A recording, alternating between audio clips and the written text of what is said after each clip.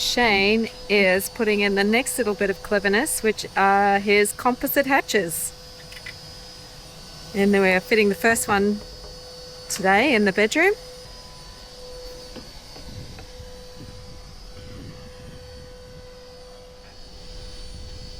The rim, which he's just fitting at the moment, is fiberglass, and we used the 3D printer to print out a mold to make it.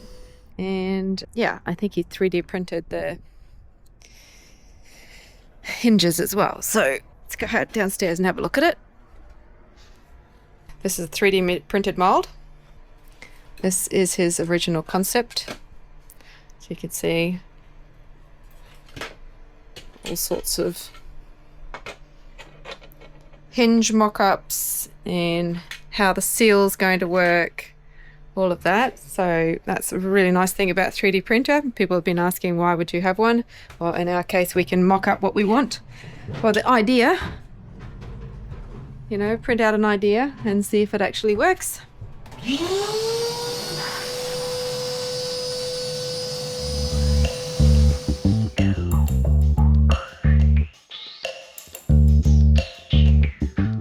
Today I want to talk to you about the hatches because they have been a problem for a long time.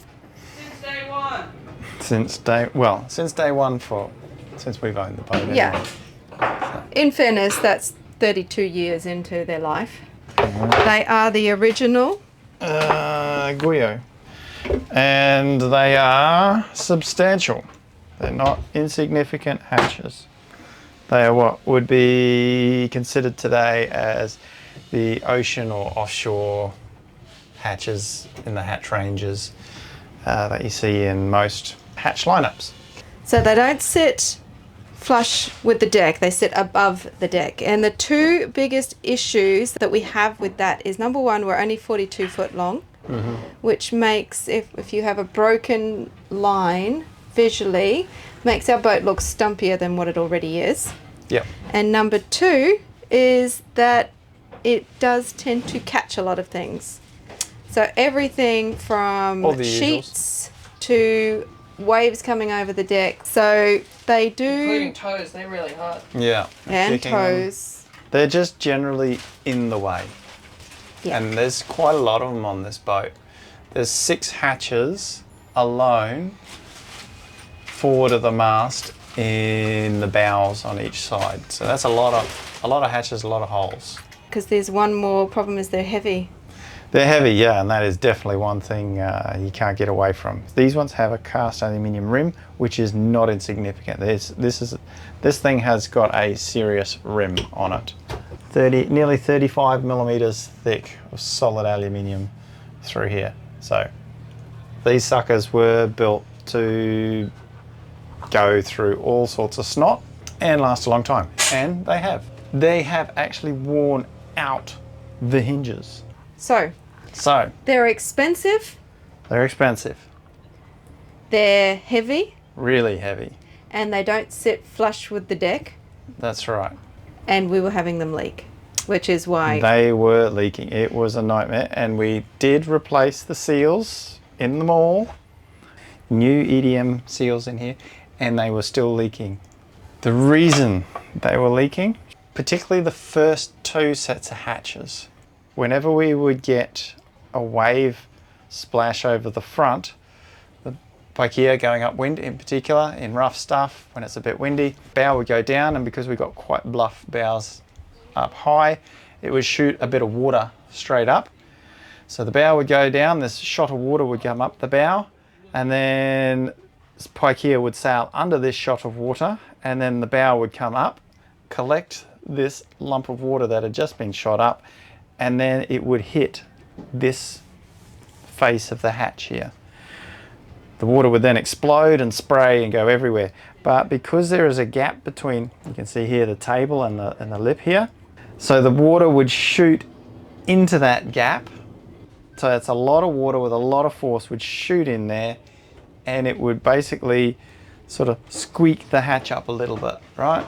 Squeak the hatch up, and because it's quite a hard profile, these dogs, and they're only plastic, would sort of bend and flex a little bit, hatch it open a little bit, and this little squirt of water would come through, and they would leak. They were good hatches. Perfectly good hatches. And we did and ah a lot about whether we just buy new hatches. Yep. Or we go down, you guessed it, the composite route. Yeah. So you can see from what I've already shown you that what our decision was. So Yeah. why did we decide that was a better idea? Okay, so we've gone through what the issues were. Can we solve these problems with different hatches? So of course we looked at commercially available hatches, and could the commercially available hatches solve the problems and issues that we were having? Yes, they could. What they couldn't solve was the cost issue.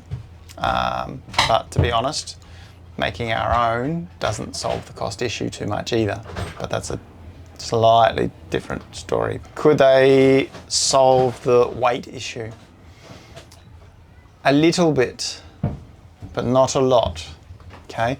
To go lighter, you go with the lower profile hatches. You go the lower profile hatches, they're not as stiff, so then they are more susceptible to this rush of water. So these hatches would not actually bend between the dogs. It would actually just lift the whole hatch. If we go with the lower slim line hatches, what tends to happen is that the shot of water comes in and the hatch just gently bows between the dogs. So it transfers the problem from the dogs being the more flexible part and the whole hatch opening a fraction to the actual hatch frame itself bending a little. Generally speaking, another deck mounted hatch did not solve the problem. Flush hatches, recessed hatches, yes, that would have solved that issue, and there's a lot of offerings now from different companies in that space. What that meant though was we had to make a modification to the boat to make that happen, right? We got to make a tray for the hatch, and this is actually something I considered as well, as I just make a lowering tray to put these hatches into and try to continue with these hatches. Would have been the cheapest option. So I'd have to make a recessed tray, a composite tray that goes into the boat, and you've probably seen lots of other people make these. Of course the tray wouldn't have this return lip because this is actually part of the hatch. But yeah, it's a tray just like this, would be flush, and then we mount this aluminium hatch onto this tray and it becomes flush. Now, issues with that, we don't save the weight. We do get our flush, but we don't save the weight. We don't move away from our aluminium and corroding problems and issues with hinges and things like that. So it wasn't huge benefits for me in sort of looking at the longer term. The other issue is we have seen a lot of boats with these flush line hatches. Basically, you can't buy a boat now that's from a production builder that doesn't have flush hatches. Right? Some of them are super bendy when you walk on them. Yeah. It's quite a worry, like the one we were on the other day, like a multi-million-dollar boat. Yeah. And you wouldn't want to walk on those hatches. No. And it is a known issue with some particular brands that if you walk on the corner, so they have, okay, I can't even, because it's not square. So these are some of the issues we had addressed with our hatch design. So say this was a piece of Perspex, right? The Perspex hatch that's going into the new commercially available flush hatch. Really hard, square lines, all the rest. The issue is the cutout. They have a radius in the cutout, right? Because structurally, the composite part needs to be rounded off. But aesthetically, they wanted to have this square, new, trendy looking line with a square hatch. So that means there's this piece of acrylic corner that sticks out the corner.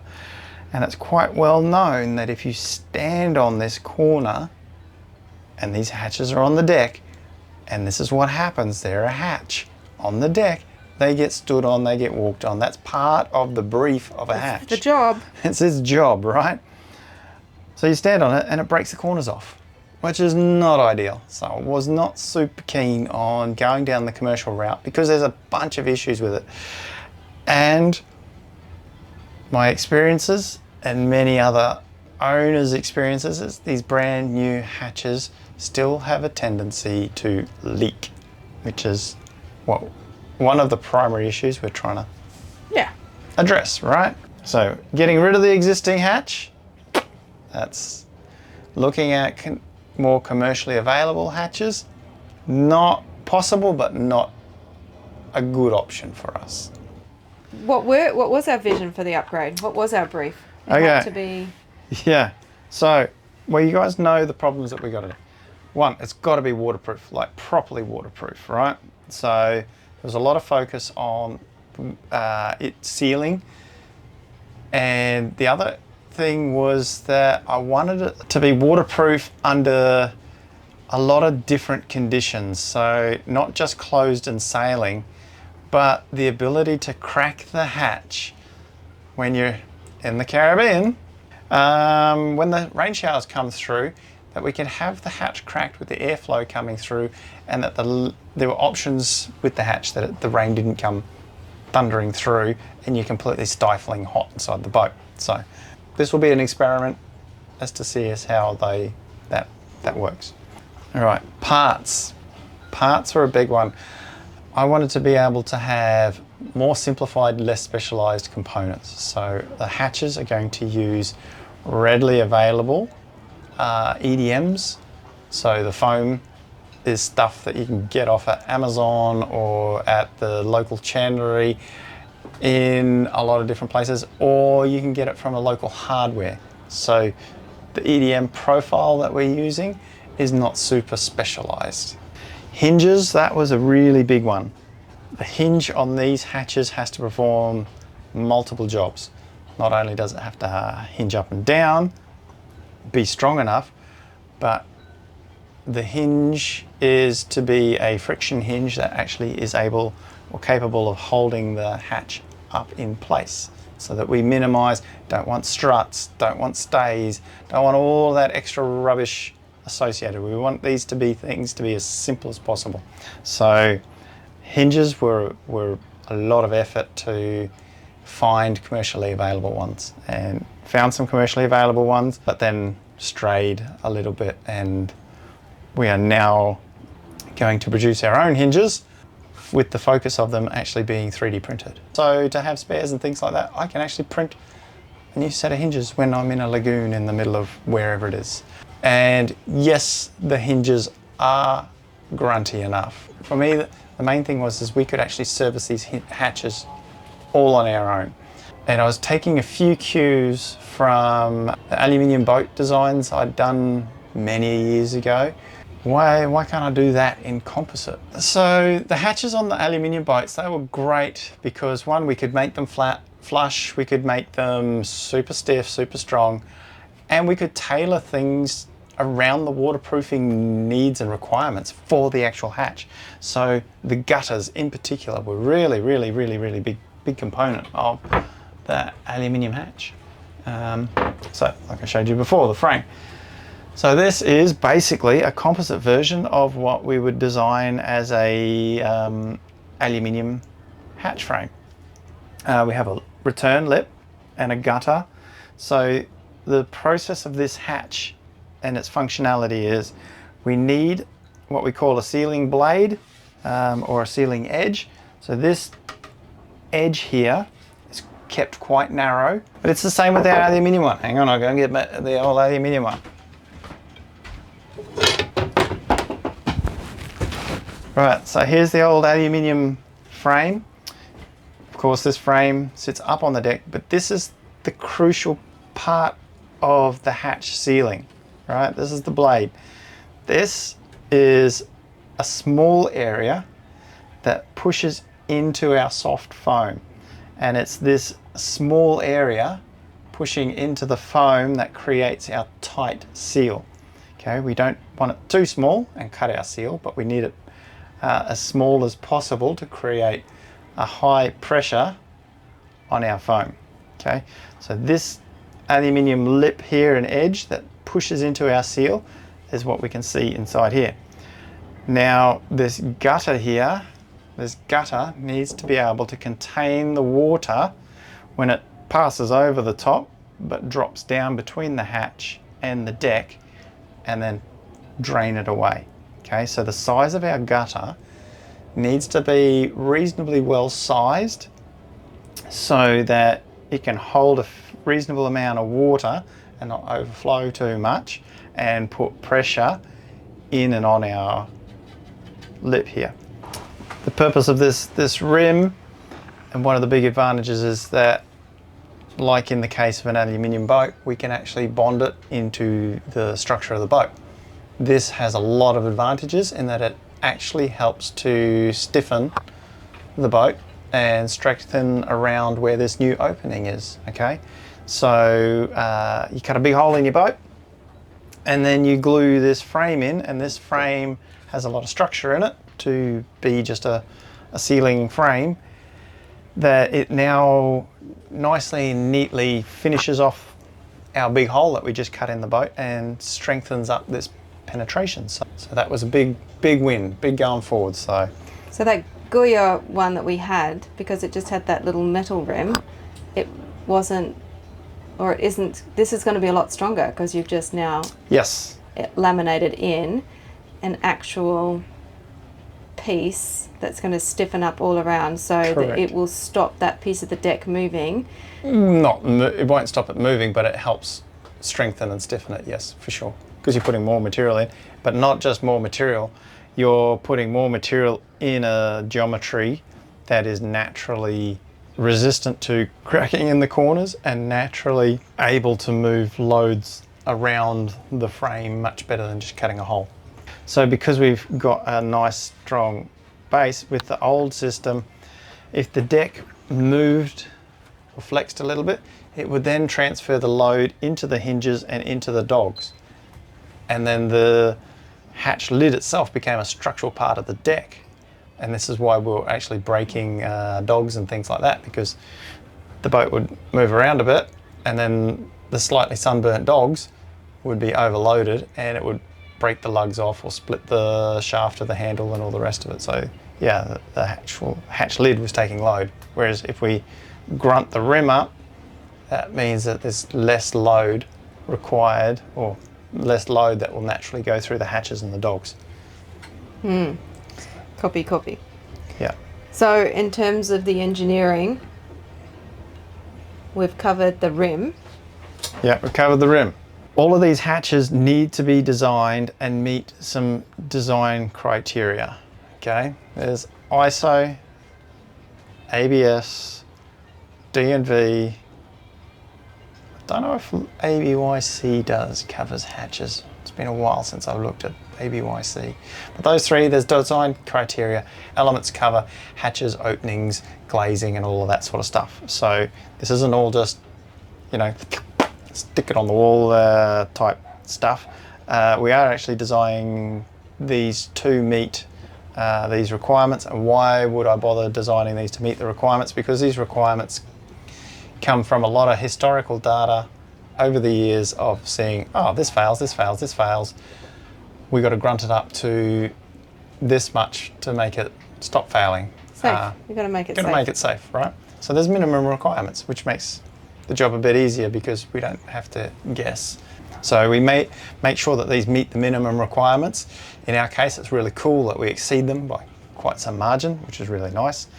I need this sealing blade to be of a certain thickness, which is dictating my laminate thickness. And this is why I'm not bothering actually making this out of carbon, because I need a certain thickness here to push into the rubber seal. And because of this thickness of glass, whether it's carbon or glass, it's going to be the same thickness, and whether it's carbon or glass, it's going to be the same weight. Technically speaking, if it's carbon, it's a fraction heavier because the carbon's denser than the glass. So this is actually a lighter solution than carbon. Yes, the carbon one would be stiffer, hands down, without a doubt. And if I was doing a carbon boat, this would be carbon. But that comes with other issues, and we were talking about the corrosion issues as well earlier.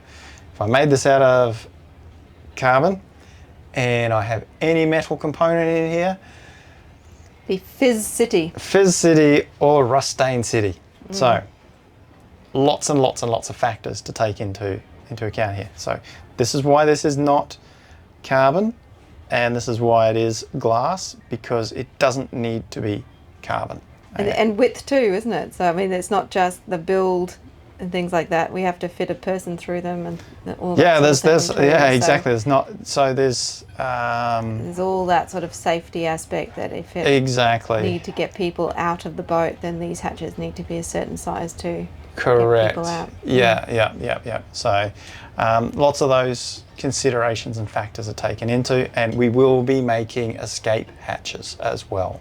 Okay, so we've gone the full hog, and yes, the escape hatch currently in this boat is a joke.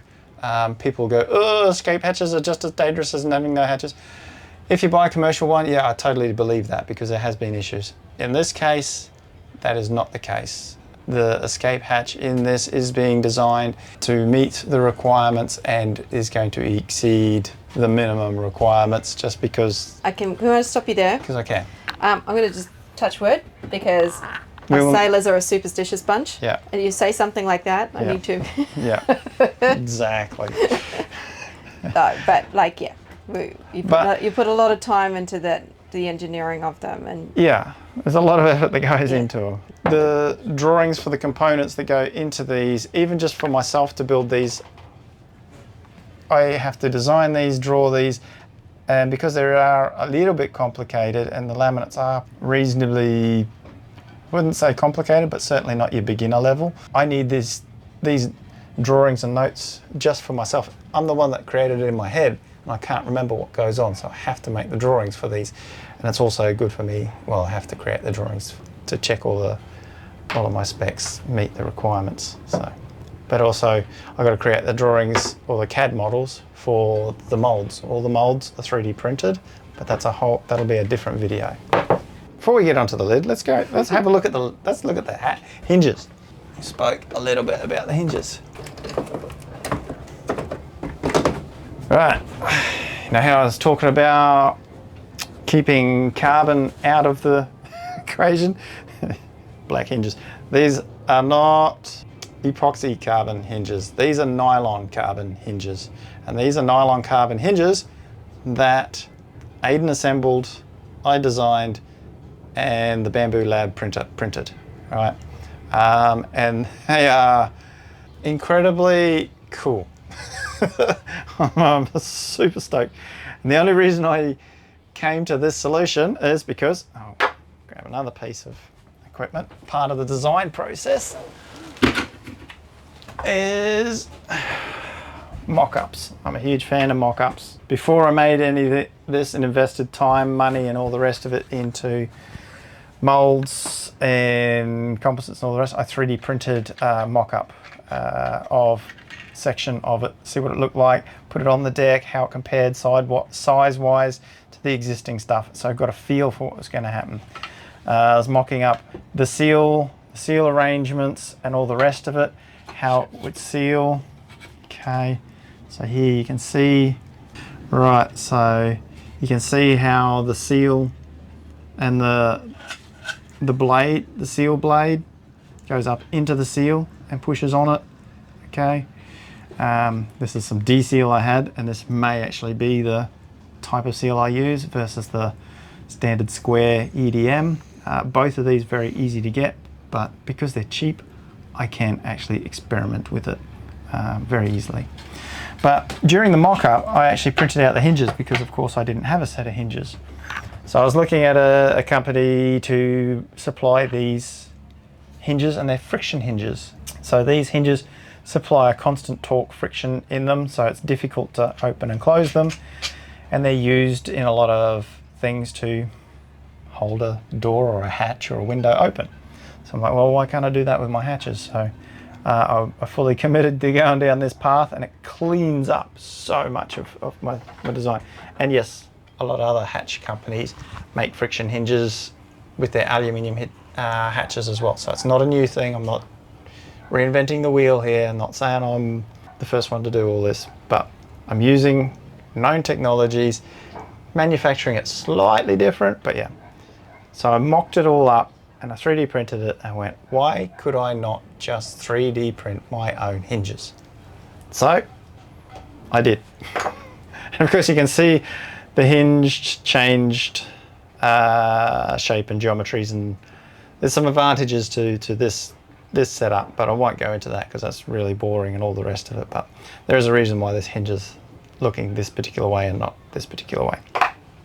So yeah, we 3D printed our own nylon carbon hinges. We can adjust the friction on them with the side here. Of course, we have to do that before we bolt the hinge in place. So we've got to get that dialed in a bit, but we can, when it wears down a little bit, we can service the hatch, screw our screw a little bit tighter and make the hinges work. Or if it's too tight, we can back them off a little. So, and because we can print our own stuff, if for some reason we do have an incident, break one, or I decide we need to modify them because I don't feel that they're working properly, we can do that in-house. So that's our printed hinge. All right, so that's my prototype. So there's a lot of, there was 3D modeling, 3D CAD modeling, drawings, dummies, prototypes, and a lot of actually going through how this would actually work long before I cut any fiberglass, okay? Now, one of the things, the hatch lid, probably the biggest notable part of the whole hatch. All right, let's talk about this bit. It has a little bit of complicated geometry to it, so this does make it a bit more challenging to build. So you can see with the prototype, we have this gutter that holds our seal. So our seal will go into this gutter. And in composite world, this can be a bit of a challenge to build. So it meant that I had to make molds for this to come to reality. What options did I have for making molds? Very little, okay? We're on the boat, we're on the water, we're in the marina, so a workshop setting is not available to me. Even something as simple as a bit of plywood and table saws and things like that, I don't have them. I just simply don't have them. So I thought, well, one really cool piece of kit that I do have is my 3D printer. In the past, I have made a lot of 3D printed molds. I've never been a huge fan of them because we've had very mixed results. Admittedly, we were probably pushing the envelope because we're trying to put 3D printed parts into pre-preg situations and into autoclaves, but you know. But as far as other completely infused parts and all the rest of it, we have had reasonable success with it. So I decided, yeah, we'll go down that route, and it makes this project possible because I can manufacture it. I can do all this design work and all this prototyping, but if it can't be manufactured, this thing is dead in the water. So this lid has some complicated geometry with this gutter and everything in it. I could have made this simpler by not having this thick edge here. This thick edge here made building this hatch so much harder. But one of the lessons we had learned from previous hatches and things on this boat, which were big and heavy, is that if I put a 3mm solid glass edge here, this turns into a knife if it ever happened to close and someone's toes or fingers were anywhere near it. So having this big wide 12mm thick edge here is actually a safety component of this hatch. Made building it a lot harder, but makes it a little bit safer. You can see here where it's really thin, and that's what I was talking about. If it was this thin edge here, all the way around here, it's quite dangerous. Because this is in the near where the hatches are, to get your fingers in there, very difficult. So I was able to compromise and say, I can have a thin edge on this back edge. Everyone's going to be wondering about this hole. You need to talk about the hole. Talk about the hole. Let's talk about the hole. Where the hatches mount first. Oh, okay, you're leaving the best till last, are you? Okay, pretty simple. Hatches mount here. Hinges mount here. There you go. And where the hinges mount, there's sun covers and all sorts on here. So that's why there's funny little tab that sticks out is here because it's a sun cover for the plastic hinge and all those. So lots and lots of things from a lot of experience on board the boat. We've learned we don't want sun and water on certain components. The hole. Why has it just got a hole and the hatch is not an entire perspex window or lens, right? It's maybe something you'll be able to answer, Anna. Yeah. Well, I don't know. Well, there's several reasons. Like, but first of all, it's just we don't need that much sun coming in. That's pretty much the biggest one. That's the one thing we have learned is that, one, we know what we're doing with our boat. We're going to sail our boat in the equatorial belt of the world, right? We're going to sail near the equator where it's warm and it's sunny, and having lots of sunshine come into your boat is not a good thing. We spent a lot of time working out how we can open and keep hatches open when it's going to rain. Yes. Every morning in the tropics. And let the air still come through. Yeah. And also too that I'm going to say another thing that we have the circle for, it actually keeps it lighter. Absolutely. Having this composite hatch is much lighter than having the big solid piece of plastic in here. But one of the things we were actually exploring, and we've had it in previous boats, and we actually have a little bit of on this boat, is where we'd make a nice e-glass skin, then put a Nomex honeycomb core in and another e-glass skin, and that gets rid of the lens altogether, but it still lets light through, okay? Because we keep these really lightweight e-glass skins, which lets light transmit it, and you end up with this nice diffused light coming in. That's what I wanted. That's what Anna wanted. But I didn't have any Nomex. And I was infusing the parts, and infusing Nomex is not possible. You were like, my plate is already full, lady. Yeah. But I would have loved to have done that option. Very cool. It would have been much lighter, stronger, and all that. But there are other reasons why I have this lens in here too. So if I was making the escape hatch, I couldn't actually make a hatch like that because part of the requirement is that you have to be able to see from one side to the other of your escape hatch. Okay. Okay, to know that there's someone on the other side or that there's not another problem if you're opening the hatch. These aren't the escape hatches, but the escape hatch will look very, very, very similar. So as far as keeping the weight down is good because our composite panel is very stiff, very strong, and very light.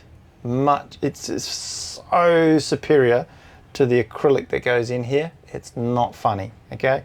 So this is one way we've kept a lot of weight out of these hatches.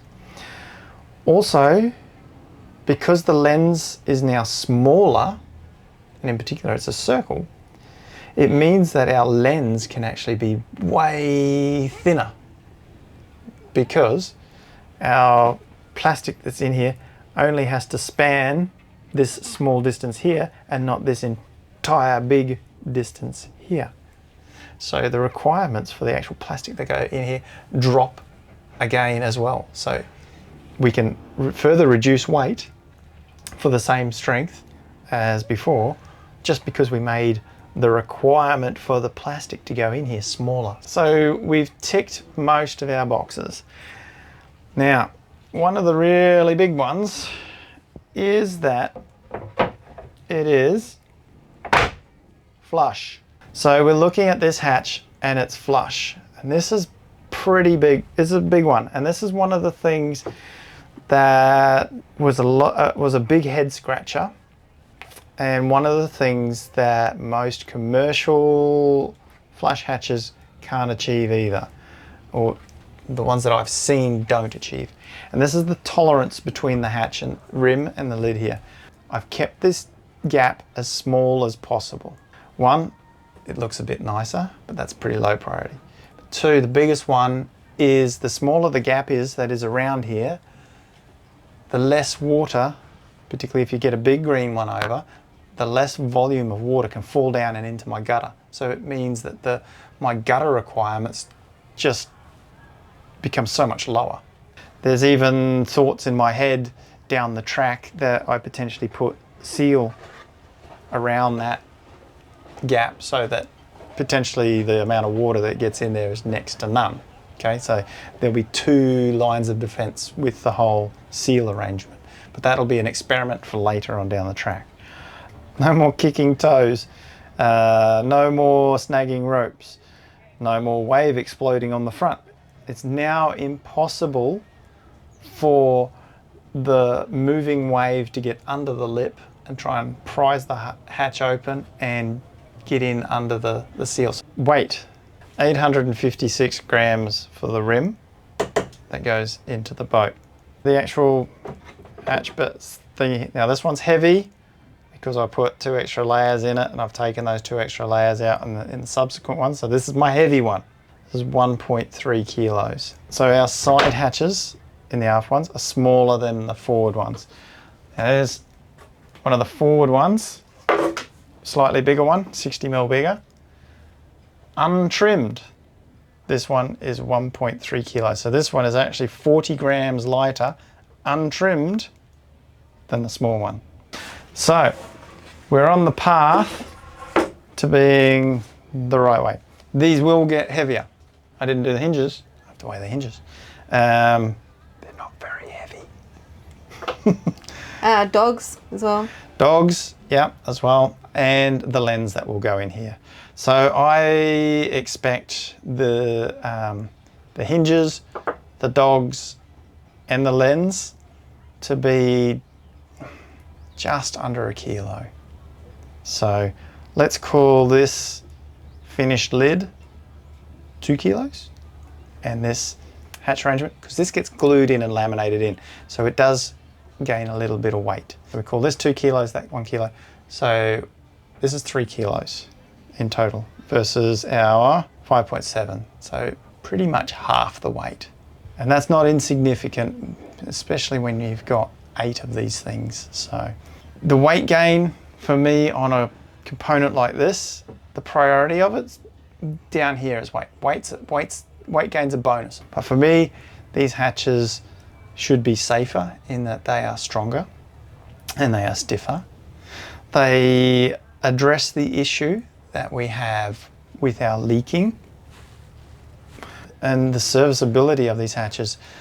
People would think, oh, it's a hatch, you don't need to service them. For all of those liverboards, I'm sure you guys can answer how much servicing your hatches don't need. So hopefully that covers the design Philosophy. part of it. Yep. And what we were looking at. Yep. And then next time we'll have a look at How we build them. how you build them.